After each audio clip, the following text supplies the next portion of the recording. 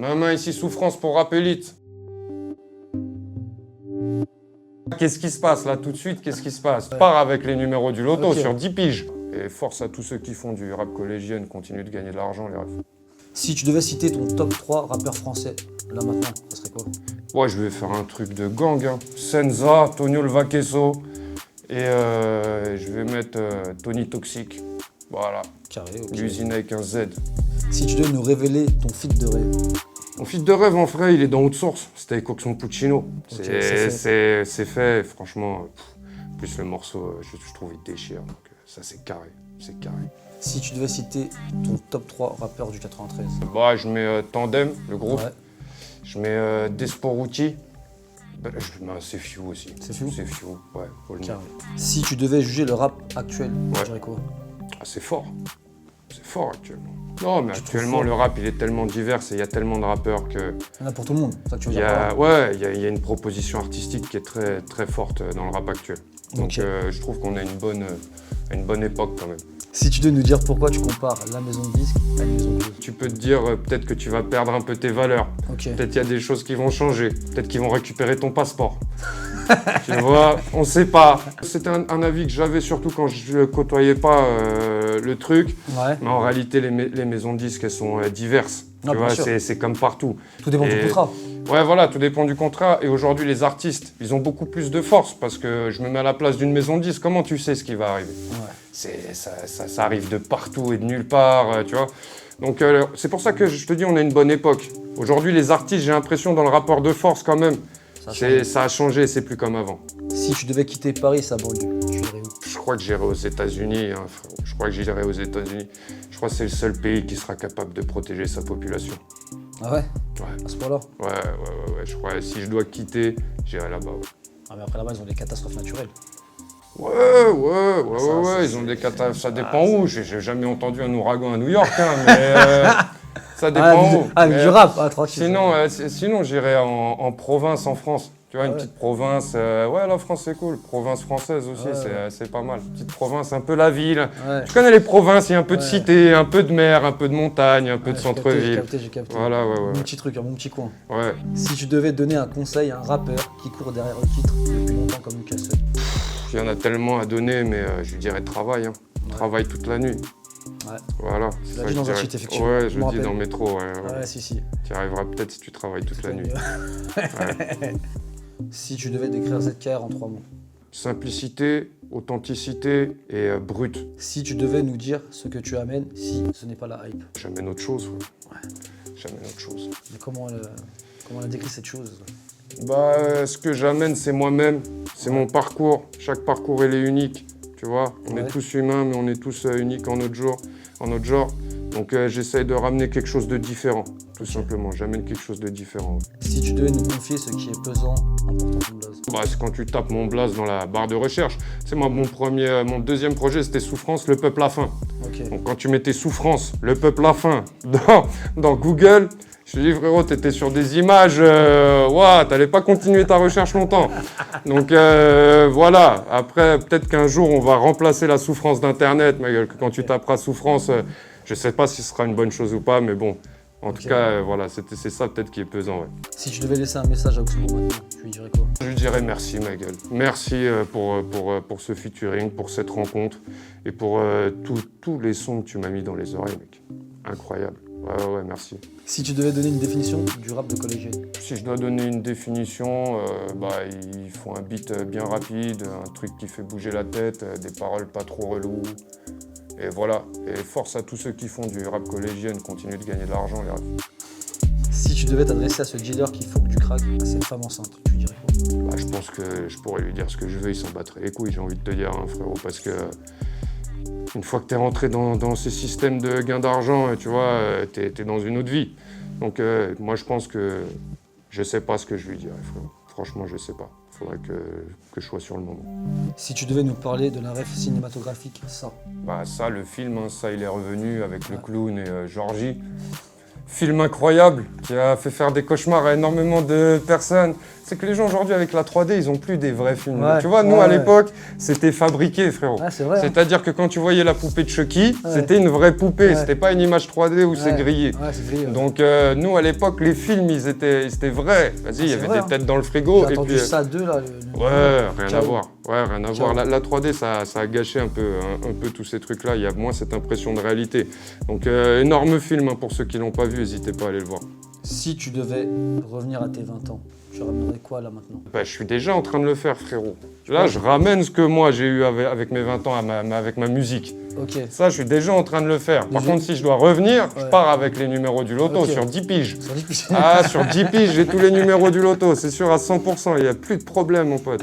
Là, c'est Ah fini. ouais, ouais, ouais. Plus de rap, C'est- plus rien. Ah, je finis le jeu. Ah, ouais, c'est ouais, fini, ouais, non, pas le rap. Bah, si, peut-être Si. d'autres personnes, tu De vois. temps en temps, de temps en temps. Ouais, ouais, ouais, peut-être d'autres personnes. Si tu devais te remémorer un moment marquant en concert, Moi, la machine du Moulin Rouge. La machine du Moulin Rouge, quand j'ai fait Simba et que tout le monde a repris l'instru en chantant. Ouais, ça, c'était fort. Ouais, c'était vraiment très, très fort. Ouais, ouais. Je me suis rendu compte qu'il se passait vraiment quelque chose. Mais là, on a la Cigale le 7 février. On est en train de préparer un gros show. Ça va être vraiment le feu. Ceux qui ont été là à la machine, ça va encore step up d'une marche. Donc, je suis pressé d'être au 7 février, là. Ça va être feu. si tu devais te souvenir d'une situation étrange à laquelle tu t'es retrouvé. Ouais, on était en Allemagne pour un délire. À l'époque, c'était un délire où, en fait, pendant 2 semaines, Ouais. on était dans un camp avec des musiciens classiques allemands, Ok. des rappeurs allemands, Ok. tu vois. Ouais, j'étais jeune, hein, j'ai des rappeurs allemands. Et en 2 semaines, on devait sortir un truc. On devait écrire et tout, machin. Et donc, nous, on a décidé d'aller en Pologne pour acheter de l'alcool, tu vois, parce que Ouais. là-bas, c'était vraiment moins cher. Cher, bah. Et qu'à l'époque, on se déchirait bien comme il faut. Et donc, on part là-bas et là, on se fait suivre. En fait, il y a un camion avec des 6 ou 7 mecs crâne rasé, Ok. tu vois. Ils sont derrière nous, ils nous regardent. On arrive au magasin d'alcool. Ils sont là, postés devant le magasin. Ils nous regardent fixe, tu vois ce que je veux dire. Donc voilà, après nous, tranquille. On allait de l'autre côté, après on rentrait en Allemagne, tu vois. Mais tu sentais que c'était pas accueillant comme pays. Ouais. Tu vois, on n'arrivait pas en mode tranquille, Ouais. tu vois ce que je veux dire. Donc voilà, ouais, ça c'était un peu chelou, Et puis, parce que nous ici, c'était fini les skinheads en vrai. Tu Ouais, vois, bien sûr. moi, j'ai jamais vu un skinhead en France. Tu vois, c'est pas ma génération, en tout cas en face à face. Face à face, non. Tu vois ce que mais je veux ouais, dire, mais- face à face. Donc voilà, là, ils étaient vraiment en mode tendu, mais en réalité, ça va, c'était pas... Mais c'était quand même chelou. L'ambiance était Ils ont chelou. suivi, ils ont rien tenté. Hein. Non, ils ont, à mon avis, ils regardaient si on allait plus loin dans le pays. Ouais. Tu vois, à mon avis, si on serait allé plus loin dans le pays, c'est sûr, on les aurait retrouvés à un moment ou à un autre. Ouais, Mais ouais. c'était pas l'objectif à ce moment-là. Si tu devais nous raconter une connerie de jeunesse. Connerie de vraiment jeune, c'est une connerie que tout le monde a faite, tu vois, c'est le vol à l'étalage, on va Ouais. dire. Vol à l'étalage, tu vas dans les magasins, tu voles. Voilà, c'est une connerie de jeunesse que tout le monde a fait. Ouais. Après, il y avait des spécialistes, c'est-à-dire ça se lève à 7 h du matin, ça commence par un magasin, ça prend des DVD, après Ouais. sur le chemin pour aller vendre les DVD, ça fait d'autres magasins. Il y en a, ils étaient spécialistes, tu vois, Ouais. c'était vraiment toute la journée. Ouais, j'ai capté. Tu vois, ça je vois dépend c'est lesquels. tu Ouais, vois, je vois c'est donc lesquels, voilà. ouais. Si tu devais te rappeler d'un tournage de clip qui a dérapé. C'est Singe Savant, ouais, Singe Savant. Parce que dans Singe Savant, on est allé dans un genre de catacombe, je ne me rappelle plus où. Donc on était dedans, tu vois, on avait des fumis et tout. Et puis tout d'un coup, on voit au bout de 2 heures, 3 heures, on voit des pompiers arriver, tu sais, des mecs avec des lampes torches et tout, pompiers. Donc ils nous sortent. Dehors, il y avait, je sais pas, moi, c'était 50 les mecs. Ah ouais. 20 gendarmes, 20 pompiers. Ah ouais. Il y avait tout le monde, toute l'équipe. Donc moi, je me suis dit, sa mère, ils ont pas déplacé tout le monde pour rien. C'est possible, on va se prendre une grosse amende là. Ouais. Et en réalité, ça va, ils avaient l'habitude d'aller là-bas en fait. C'est qu'il y a Ok. des mecs qui font des teufs là-bas. Et à chaque fois, ils y vont au cas où il y a un problème ou des choses comme ça. Ok, Mais c'est vrai que c'était spécial. C'était spécial, ouais. ça va donc. Pas d'histoire plus que ça. Tu sais quoi, il n'y a jamais vraiment de grosses histoires. Tu sais, nous, on détend les histoires avant qu'elles Ouais, arrivent, ouais, généralement. ouais, ouais. Tu vois, tu sais, on les sent T'as déjà arriver, beaucoup les d'avance, histoires. ouais. On les sent arriver, tu vois. Donc, tranquille. Si tu devais nous parler d'une rencontre qui a changé ta vie. Moi, je vais dire Tony Toxic, tiens. Tony Toxic. Lui, je l'ai rencontré, on s'est rencontrés, on devait avoir 14-15 piges. Ouais. Et en fait, c'était le mec déterminé. C'est-à-dire qu'aujourd'hui, je sais que s'il n'y avait pas de Tony Toxic, il n'y aurait pas de souffrance. Ok. Tu vois, parce qu'à l'époque, c'est lui le premier qui faisait les projets. Il a fait déjà un projet qui s'appelait Le 20h. Il avait fait un projet où il avait réuni toute la cité a rappé. Donc voilà, c'est lui qui avait mis en place le studio avec Senza et Vaquez. Donc lui, ça a été vraiment le moteur de l'usine. Et moi, quand j'ai arrêté longtemps et que je suis revenu, tu vois, eux, ils n'avaient pas arrêté. Ils étaient encore dedans à fond. Donc je pense que c'est la rencontre qui a changé ma vie. Ouais. Ouais, si tu devais nous parler d'une séance studio mémorable. Bah, je vais dire Oxmo Puccino, frérot, parce que déjà, c'est Oxmo Puccino, tout simplement. Et il est venu à notre studio, tu vois, donc il était posé. Et j'ai senti, vas-y, il était bien. Ouais. Tu vois, il était bien, ça lui a rappelé, il m'a dit, vas-y, c'était comme à l'époque et tout. Donc, séance de studio que j'ai bien appréciée, moi, c'est celle avec Oxmo, même si, en réalité, je les ai toutes appréciées, tu vois.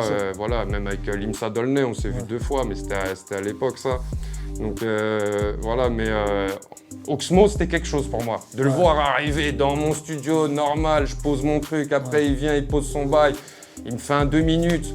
Alors, il me dit trop de respect pour Souffrance. Je te dis, dans le studio, moi j'étais dans un autre, c'était un autre délire. Moi, je me dis, qu'est-ce qui se passe? Tu vois, qu'est-ce qui se passe là tout de suite? Qu'est-ce qui se passe? Tu vois, donc voilà, donc vraiment, souvenir gravé, ça, gravé. Okay. Si tu veux déclarer ta phobie. Peut-être le vide un peu, ça, je me suis développé ça dernièrement. Je suis monté sur un truc la dernière fois, j'ai vu le vide, ça me mettait pas bien. Ah ouais? Donc peut-être le vide, ouais. Si je viens nous confier un jour où tu as été vulnérable. Tous les jours, je suis vulnérable, frérot. Tous les jours, quand tu te mets en avant, que t'es vulnérable, quoi qu'il arrive. Je fais de la musique, je fais ça. Donc tous les jours, moi, je considère me mettre en danger. C'est-à-dire que si à un jour, je me mets pas en danger, c'est que c'est pas une bonne journée en vrai. Pas. Je pense que les endroits, quand tu sors de ta zone de confort, forcément tu te rends vulnérable. Ah bien sûr. Tu vois, forcément. Bien sûr. Donc moi, j'essaye souvent de sortir de cette zone de confort. Donc souvent, je suis dans un truc de vulnérabilité, c'est comme ça. Si tu devais te remémorer un moment drôle et gênant. Bon, dernièrement, c'était au Trabendo, là, je suis rentré en avance sur le son. Donc il y avait tout le monde, je suis rentré tout seul. Tu sais, on doit tous rentrer en même temps, je suis rentré tout seul, j'étais tout seul devant tout le monde. Et donc moi j'ai tracé direct, je suis rentré en arrière pour revenir, j'ai tracé direct. Donc ouais, là c'était un peu gênant, j'ai dit putain, on fait le Trabendo et tout, grosse scène, j'arrive, je me foire dès l'entrée, tu vois. Donc ouais, ça c'était un peu gênant quand même, se retrouver comme ça. Mais ça va, je crois que les gens ils ont même pas capté. J'ai fait assez speed. 5 secondes, j'ai fait assez speed, je crois qu'ils ont pas capté. Si t'aimes pas la souffrance, c'est que t'aimes pas le rap. Rap élite, souffrance, connard, même un vilain, même un vilaine.